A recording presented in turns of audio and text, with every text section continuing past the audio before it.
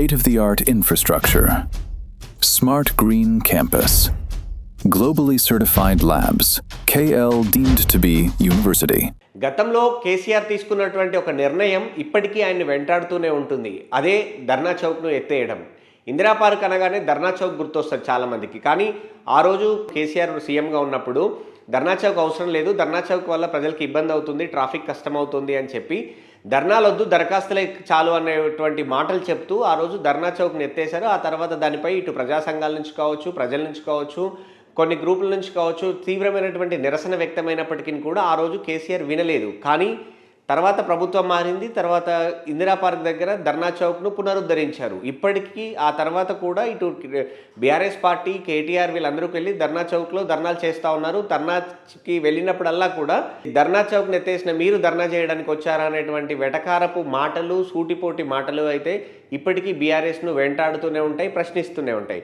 అలాంటి నిర్ణయమే ఇప్పుడు ప్రధాని నరేంద్ర మోడీ కూడా తీసుకోబోతా ఉన్నారా అనేటువంటి అనుమానాలు అయితే వ్యక్తమవుతా ఉన్నాయి. అదే ఢిల్లీలోని జంతర్ మంతర్ దగ్గర ధర్నాకు సంబంధించినటువంటి ఆ ప్లేస్ ఉంది కదా, జంతర్ మంతర్ దగ్గర ఆ ధర్నాకు అవకాశం ఇవ్వద్దు అనేది తాజాగా ఒక నిర్ణయం తీసుకునే అవకాశం ఉన్నట్టుగా తెలుస్తోంది. ఎందుకు అంటే ఇటీవల మనం చూసాము కాక్రోచ్ పార్టీకి సంబంధించినటువంటి నేతల పిలుపు మేరకు యువత అంతా కూడా పెద్ద ఎత్తున తరలి వచ్చింది.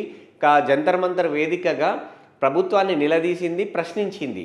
నిజంగా ఇటు తెలంగాణలో ఇటు ఇందిరా పార్క్ వద్ద, హైదరాబాద్లో ఇందిరా పార్క్ వద్ద ధర్నా చౌక్ అంటే ఎంత ఫేమసో, ఢిల్లీలో జంతర్ మంతర్ అంటే కూడా అంతే ఫేమసో, అక్కడ నిరసనకారులు లేదంటే ప్రభుత్వాలు తీసుకున్నటువంటి నిర్ణయాల మీద స్వేచ్ఛగా వచ్చి తమ నిరసన తెలియజేసేటువంటి హక్కు ఉంటుంది. ఆ హక్కును అక్కడ ఆ వేదికగా ప్రశ్నిస్తారు. దాని అర్థం కూడా పార్లమెంట్కు దగ్గరలో ఉంటుంది కాబట్టి ఖచ్చితంగా ప్రజలకు సంబంధించినటువంటి నిరసన గలాన్ని ప్రజాస్వామ్య పద్ధతిలో తాము వ్యక్తపరిచేందుకు ఒక అవకాశం ఉండాలి అనేటువంటి ఉద్దేశంతో ఏర్పాటు చేసింది ఆ జంతర్ మంతర్ ధర్నా చౌక్.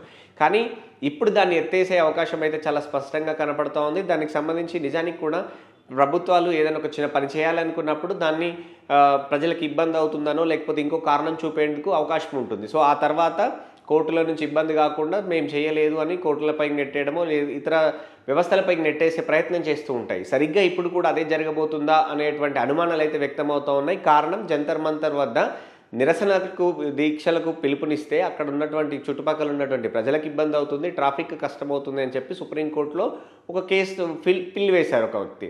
సో ఆ పిల్ని ప్రభుత్వం దీనికి విచారణ అర్హత ఉంది లేదా అనేది కోర్టు విచారణ అర్హత ఉంది అని చెప్పి ఆ పిల్ని స్వీకరించింది విచారణకు. సో దాని మీద ప్రభుత్వం మీ నిర్ణయం చెప్పండి, మీరు ప్రభుత్వాన్ని దీనికి సంబంధించి సంప్రదించండి అని చెప్పి అక్కడ ఉన్నటువంటి ప్రభుత్వ లాయర్లకు కోర్టు చెప్పింది. సో ఇప్పుడు బాల్ అనేది ప్రభుత్వం కోర్టులో ఉందని చెప్పుకోవచ్చు. సో ఇప్పుడు ప్రభుత్వం ఏం నిర్ణయం తీసుకోబోతుంది అనేది చర్చనీయాంశంగా మారినప్పటికీ నిజానికి అక్కడ జంతర్ మంతర్ వద్ద ఏదైతే మొన్న జరిగినటువంటి పరిస్థితుల నేపథ్యంలో సో సెక్యూరిటీ కారణం చూపి లేదంటే ప్రజలకు చుట్టుపక్కల ఉన్నటువంటి ప్రజలకు ఇబ్బందుల కారణం చూపి మరో చోటుకి తరలించే అవకాశాలు అయితే ఉన్నట్లుగా కథనాలు వినిపిస్తూ ఉన్నాయి. సో ఇలాంటివి చేస్తే కనుక ఖచ్చితంగా తాము మరోసారి ఉద్యమాలకు పిలుపునివ్వాల్సి వస్తుంది, నిరసనకు పిలుపునిస్తామని చెప్పి ప్రజా సంఘాలు ఇప్పటికే తెలియజేసిన నేపథ్యంలో ప్రభుత్వం ఏం చర్యలు తీసుకుంటుంది అనేది అయితే ఆసక్తికరంగా మారింది.